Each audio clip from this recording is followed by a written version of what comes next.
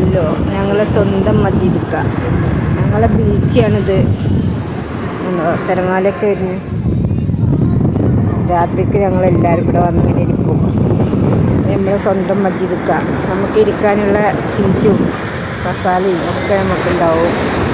ആര് വന്നാലും ഒരിക്കൽ ഇരിക്കാനുള്ള സീറ്റ് ഉണ്ടാവും. എന്നെ മസ്ജിദുക്ക ഉമ്മാനേൻ്റെ വരും. ഞങ്ങൾ ഉമ്മാനേൻ്റെ വരും.